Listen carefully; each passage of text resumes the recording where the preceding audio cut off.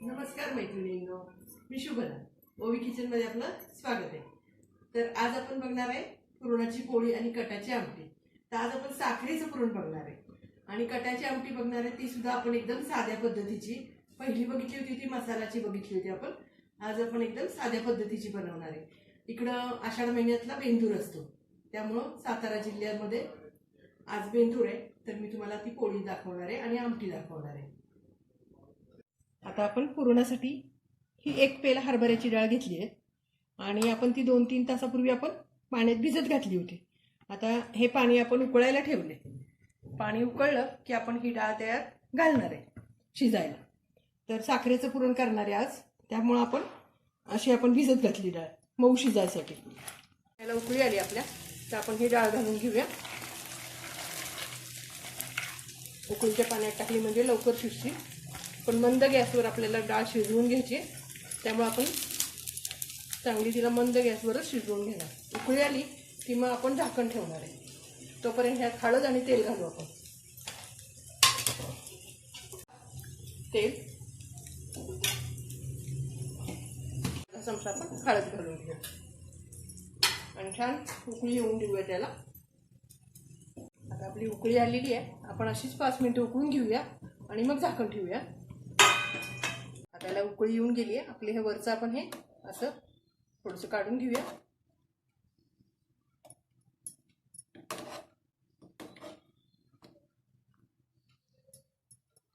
आणि याच्यावरती झाकण ठेवूया आणि झाकणावर आपण पाणी ठेवायचं, म्हणजे मंद गॅसवर. वरचं पाणी चांगलं गरम होईपर्यंत आपण छान मंद गॅसवर शिजून देणार आहे. तर हे आपण पुरण छान शिजलंय आपलं. आपण हे पुरण चपळीनं बारीक करून घेतलं आणि त्याचं हे आपण डाळीचं येळवणी काढून घेतलं. तर आज आपण येळवण्याची आमटी पण बघणार आहे आणि पुरण पण बघणार आहे साखरेचं. साखरेच्या पुरणाला काय लागतंय ते तुम्हाला सांगते आणि आमटीला काय लागतंय ते पण मी तुम्हाला सांगते.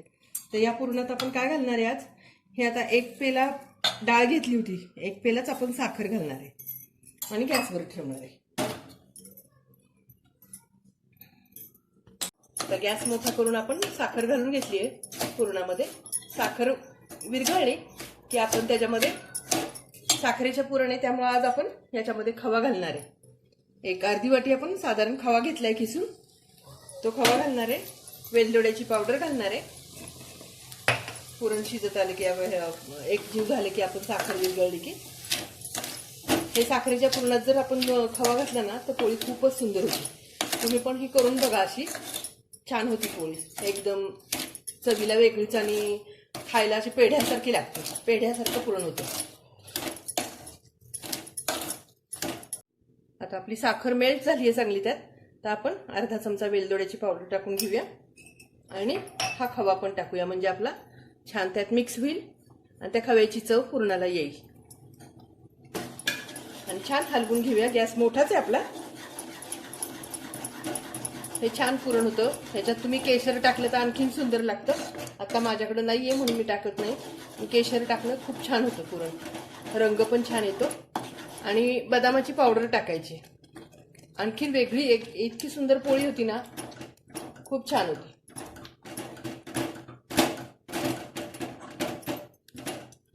छान आपण आता हे साखर जी विरघळली आहे ती पूर्ण आटवून घ्यायची आपल्याला. पुरणाला साखरेचा चटका देऊन घ्यायचा छान, म्हणजे काय होतं पुरणाला एक चव वेगळी खमंग पण येते याला चव. त्यामुळं पुरण आता हे पूर्ण आपण शिजवून घेऊया आणि मग बारीक करूया. पुरण आपलं छान आटलेलं आहे, व्यवस्थित आटलेलं आहे. जास्त घट्ट नाही, जास्त पातळ नाही. आता ही पळी पुरणात उभी राहिली की पुरण झालं समजायचं. आता हे आपण काढून घेऊया, गॅस बंद करूया आणि छान बारीक करून घेऊया. आता हे पुरण आपण बारीक केलं ना की पटकन बारीक होतं. 5 मिनिटात अगदी होतं पुरण बारीक.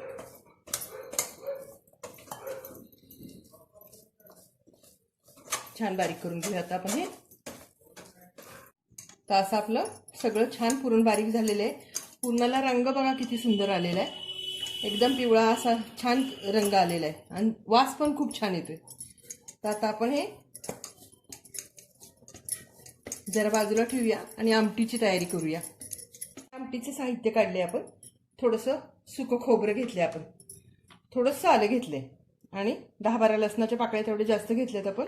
हा लसूण आपण फोडणीला घालणार आहे. हा आपण लसूण खोबरं बारीक करून घेणार आहे. आलं लसूण खोबरं हे बारीक करून घेणार आहे. कोथिंबीर पण आपण नुसती टाकणार आहे आणि टोमॅटो आपण एक चिरून घेतलेला आहे. तुम्हाला आवडत असेल तर टोमॅटो घाला, नाही घातला तरी चालेल. आमच्यात टोमॅटो लागतो त्यामुळे मी चिरून घेतला. आणि हा कढीपत्ता फोडणीला,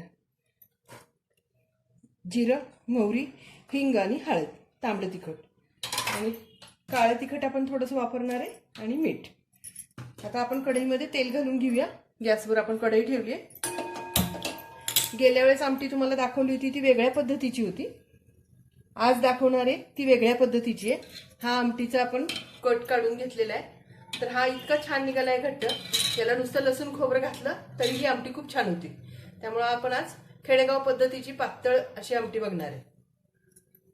आता आपण आलं लसूण आणि खोबरं मिक्सरला ओबडधोबड बारीक करून घ्यायचं आहे आपल्याला. एकदम पेस्ट करायची नाही आहे. आणि हा लसूण आपल्याला ठेचून घ्यायचा आहे. ओबडधोबडच खोबरं ठेवलेलं आहे आणि असं छान लागतं आमटीमध्ये, तर आपण एवढंच बारीक करून घेणार आहे. आता आपण लसूण ठेचून घेऊया. आता कढई गरम झाली आपली. आपण तेल घालून घेऊया. साधारण 1.5 पळी आपण तेल घालूया. तेल तापलंय आपलं. आपण मोहरी टाकून घेऊया. थोडेसे जिरे टाकूया. पाव चमचा हिंग टाकूया आणि लसूण टाकून घेऊया. लसूण टाकून घेऊया आणि मग आपण कढीपत्ता टाकूया.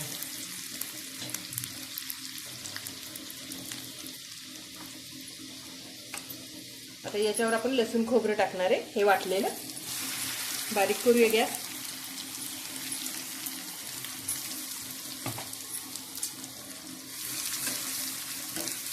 ही अशी पण आमटी खूप छान होती. तुम्ही नक्की करून बघा. एकदम सिंपल पद्धतीची. आपण तांबडं तिखट टाकले आणि आता 1 चमचा आपण हे काळा मसाला आपला टाकणार आहे कांदा लसणाचा. थोडीशी कोथिंबीर आणि मग टोमॅटो टाकणार आहे.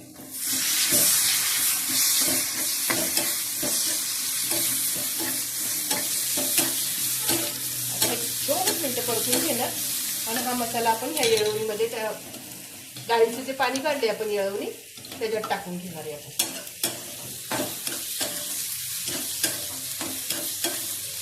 आता आपला मसाला परतून झालाय. त्याला काही परतायला जास्त वेळ लागत नाही कारण आपण वाटलेलं काहीच नाहीये. नुसतं लसूण खोबरं आपण बारीक करून घेतलेलं आहे. त्यामुळे हा मसाला आपण ह्या डाळीच्या पाण्यामध्ये टाकून घेऊया. ही वेगळ्या प्रकारची आमटी तुम्ही नक्की करून बघा, छान होती.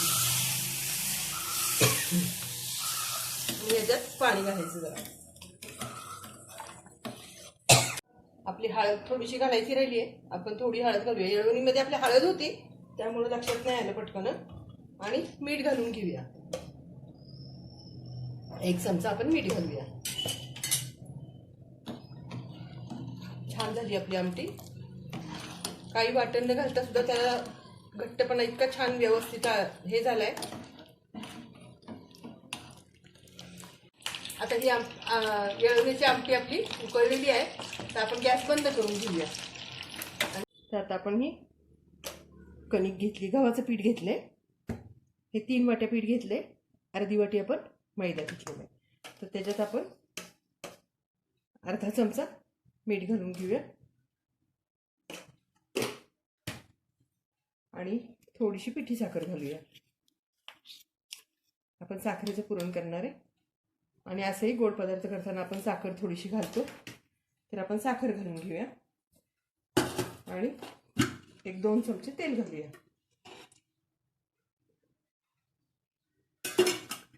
आणि हा मैदा चाळून घेतलेला आहे. हा मैदा घालूया त्यात. हे सगळं मिक्स करून घेऊया छान.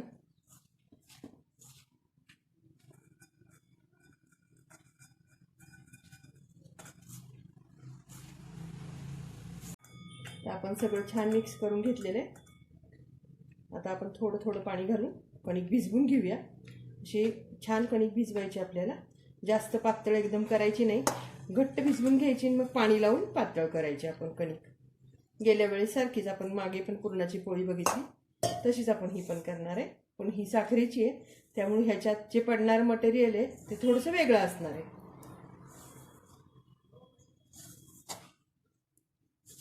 छान होती अशी पोळी साखरेची, गोडीला छान लागते. ही गुळाची खमंग होती, साखरेची मधुर होती आणि दोन्ही मिक्स केली तर दोन्हीची चव मिळते आपल्याला.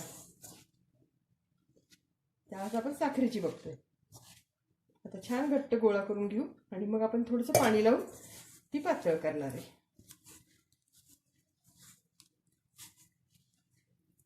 तर आता आपला गोळा तयार झालाय.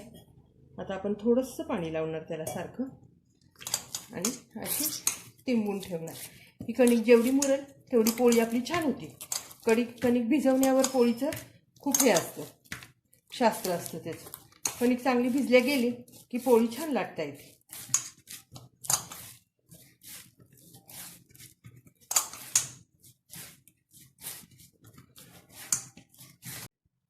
आता आपली जास्त घट्ट नाही जास्त पातळ नाही अशी आपण छान कणिक भिजवून घेतली. आता आपण थोडं तेल लावू आणि एकसारखी करू.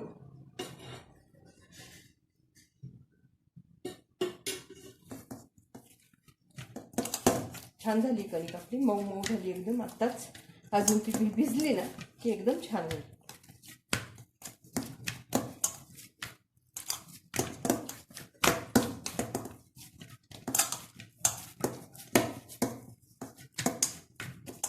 आता आपण गोळा असा करून घेऊ आणि एका भांड्यात ठेवून देऊ झाकण घालून जरा.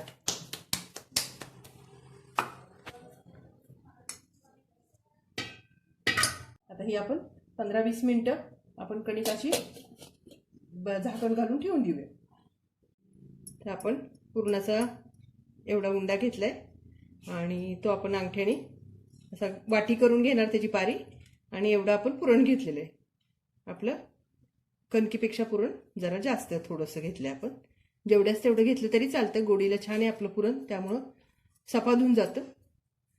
तर आता हे आपण अशी पोळी बंद करून घेऊया. साखरेचं पुरण जरा गोड असतं ना त्यामुळं मग पुरण थोडं कमी भरलं तरी चालतं.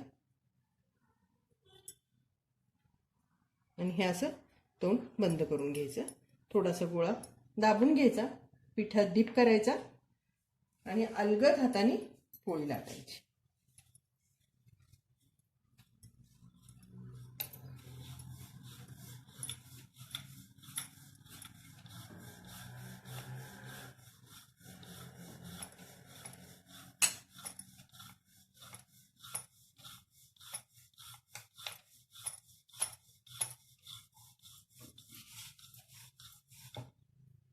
थोडंसं परत पूर्ण पीठ लावून घ्यायचं. एकदा नाही तर दोनदाच पोळी खालीवर करायची आणि अगदी सावकाश लाटायची.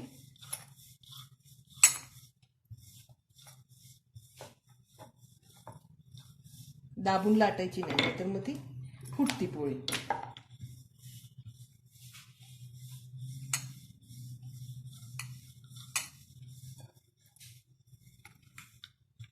लाटून झालीये. आता पोळीला आपण टाकून घेऊया. गॅस आता मोठा करूया. आधी बारीक होता आपला, आता मोठा करूया. छान फोड आले की आपण पोळी उलटून घेऊया. हाताने उलटली पहिल्यांदा तरी चालती.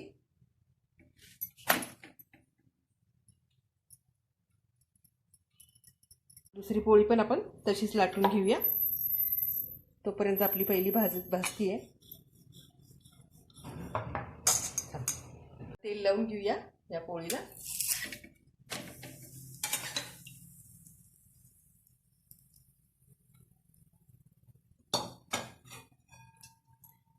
साखरेची पोळी असल्यामुळे जरा थोडंसं अशी दिसते आपल्याला, पिवळी पिवळी दिसते एकदम. छान भाजली आपली मागणं. आता आपण इकडच्या साईडने पण तशीच भाजून घेऊया. थोडं तेल सोडूया.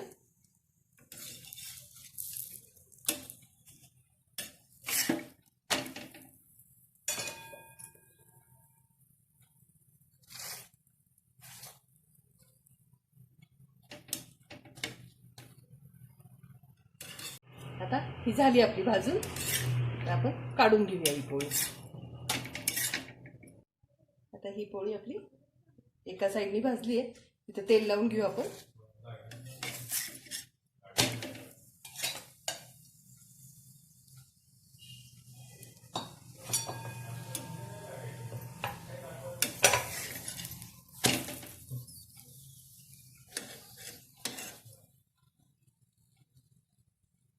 छान दिसतात ह्या साखरेच्या पोळ्या. तुम्ही पण नक्की असाच करून बघा.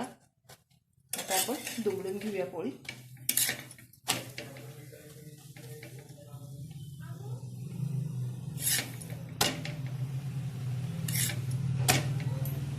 आता काढून घेऊया.